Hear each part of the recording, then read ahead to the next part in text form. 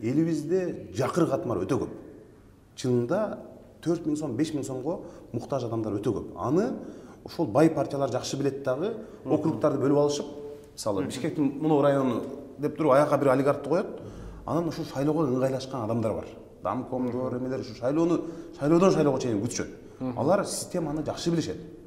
Аларда кадимкидей маалыматтар бар. Мынул үйдө жашаган адам дайым шайлоого катышат. Тигил үйдө жашагандын учету лейлекте, ал тигил үйдөгү жерде жаш кыздар жашайт, алар шайлоого өмүрү келген эмес, а могул үй бүлөк дайыма шайлоого катышат деп ошолордон бери анализ кылып койгон. Муну Бишкекте да азыр өздөштүрүп башташты. Ошто аны Арапбаевдин системасы деп коюшат. Ким Азамат Арапбаев? Азамат Арапбаевдин системасы деп коюшат. Ошточу. Ал дайыма ошто иштейт, дайыма бийликтин командасында иштейт. Кайсы үйдө шайлоочу дайыма шайлоого келип катышат, кайсы үйдө учету бар, бирок ал такыр шайлоого келбейт. Кайсыл үй акчалат, кайсыл акчалабайт. Ким акчалат дагы башкага шайлап коет. Анын баарын билип түшкөн алар. 100 миң деген адамдардын баарын билип түшкөн.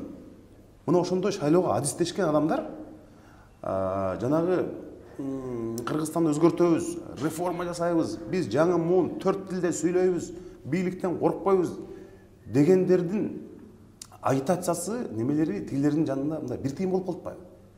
Ошондо бир мындай алар биздин жакыр катмардан акчасы жокторду анан пайдаланат.